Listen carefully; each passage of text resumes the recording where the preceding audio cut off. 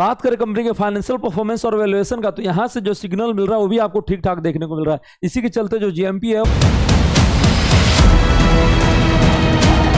सारे फैक्टर को कंसीडर करें, कंपनी का बिजनेस क्या है, सेक्टर आउटलुक क्या है, फाइनेंशियल परफॉर्मेंस क्या है, वैल्यूएशन क्या है और पीयर कंपैरिजन क्या है, तो जो हमारा ओवरऑल रेटिंग निकल के आ रहा है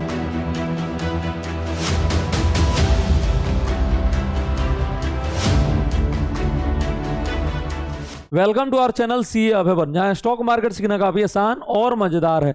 आज हम लोग डिस्कस करने जा रहे हैं एक एसएमई आईपीओ एनआईएस मैनेजमेंट का। ये आईपीओ ओपन होने जा रहा है 25 अगस्त को और ओपन रहेगा 28 अगस्त तक। इसका अलॉटमेंट आउट होगा 29 अगस्त को और लिस्टिंग होगा बीएसई के एसएमई प्लेटफॉर्म पे 2 सितंबर को। आईपीओ का प्राइस सेट किया गया 105 से 111 पर इक्विटी शेयर और यहां पर जो मार्केट कैपिटलाइजेशन होने जा रहा है वो 291 करोड़ होने जा रहा है।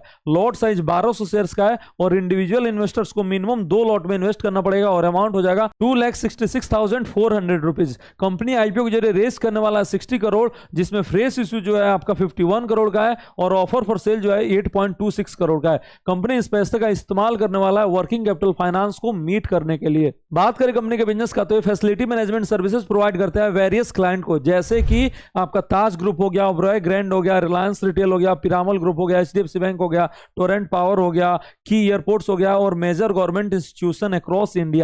मतलब इसका क्लाइंट बेस जो है वो काफी अच्छा खासा है फैसिलिटी मैनेजमेंट सर्विसेज में। उसके बाद से अगर हम देखेंगे इसका बिजनेस का शुरुआत हुआ था सिक्योरिटी गार्ड प्रोवाइड करने से लेके इन्वेस्टिगेटिव सर्विसेज तक, उसके बाद से एक्सपेंड किया फैसिलिटी मैनेजमेंट सर्विसेज में और अभी इस सेक्टर में अच्छा खासा ग्रोथ दिखा रहा है। देन अगर हम बात करेंगे तो इसका जो क्लाइंट्स है वो अक्रॉस इंडस्ट्रीज है, जैसे कि आईटी एंड कॉर्पोरेट हाउसेज हो गया, होटल एंड क्लब्स हो गया, रिटेल एंड एंटरटेनमेंट चेन हो गया, रेसिडेंशियल कम्युनिटीज हो गया, बैंक्स हो गया, उसके बाद से मैन्युफैक्चरिंग एंड इंडस्ट्रियल यूनिट्स हो गया, हेल्थ केयर फैसिलिटीज हो गया, पब्लिक सेक्टर हो गया, गवर्नमेंट सेक्टर हो गया, एजुकेशनल इंस्टीट्यूशन हो गया, ये सब जगह ये सर्विसेज ऑफर करता है। उसके बाद से अगर हम अदर डिटेल्स की बात करेंगे यहाँ पर, तो इसका जो टोटल नंबर ऑफ एम्प्लॉइज है वो 16,609 एम्प्लॉइज है। इसमें मेजर जो एम्प्लॉइज है वो कॉन्ट्रैक्ट लेबर्स हैं और इसका बैंकर जो है वो state bank of India, bank of Maharashtra and ICICI bank limited है।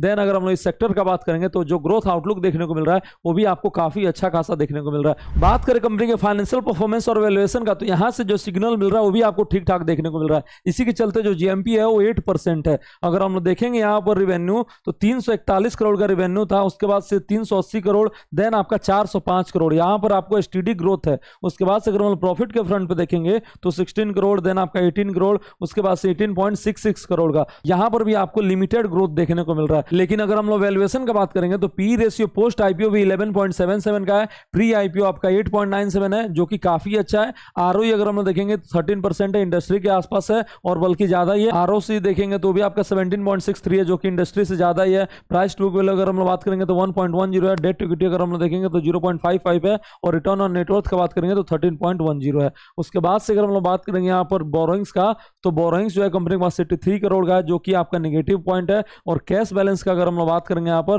तो 24 करोड़ का कैश बैलेंस देखने को मिल रहा है। रिजर्व एंड सरप्लस में भी आपको इंक्रीज है जो कि अच्छा बात है। तो अब आपका सवाल आ जाएगा कि सिर्फ 8% ही क्यों, तो इसका मेजर आंसर है यहाँ पर परफॉर्मेंस जो है उतना शानदार नहीं है। देखिए वैल्यूएशन जो है वो अच्छा है, लेकिन अगर हम बात करेंगे यहाँ पर फाइनेंशियल परफॉर्मेंस जो कि सबसे इंपॉर्टेंट होता है वो उतना शानदार देखने को नहीं मिल रहा है। और यहाँ पर बैलेंस शीट भी अगर हम लोग देखेंगे तो ठीक ठाक देखने को मिल रहा है। तो 3 फ्रंट पे यहाँ पर वैल्यूएशन वो अच्छा है, फाइनेंशियल परफॉर्मेंस उतना अच्छा नहीं है, बैलेंस शीट जो है वो भी अच्छा है, इसीलिए आपका जीएमपी जो है वो सिर्फ 8% देखने को मिल रहा है। उसके बाद से अगर हम यहाँ पर बात करेंगे पीयर कंपेरिजन का, तो इसका पीयर हो गया quest corporation, SIS limited, team lease services और इसके कंपेरिजन में अगर हम लोग देखेंगे आरओसी तो सबसे ज्यादा इसी का है, आरओसी अगर हम लोग देखेंगे तो सबसे ज्यादा इसी का है, पी रेशियो अगर हम लोग देखेंगे तो सबसे कम इसी का है, प्राइस टू वैल्यू अगर हम लोग देखेंगे तो सबसे कम इसी का है, डेट टू इक्विटी अगर हम देखेंगे तो 0.5 है, इसका 0.10, 0.68 और इसका 0.13 और रिटर्न ऑन नेटवर्थ भी देखेंगे तो सबसे ज्यादा इसी का है। तो ओवरऑल आपका पीयर कंपैरिजन जो है वो काफी अच्छा देखने को मिल रहा है। एक ही चीज यहाँ पर है कि कंपनी का साइज जो है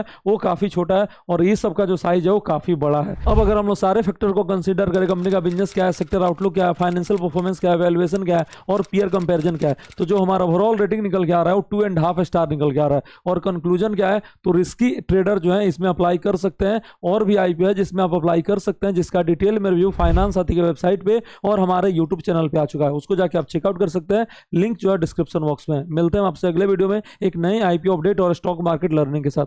थैंक यू सो मच।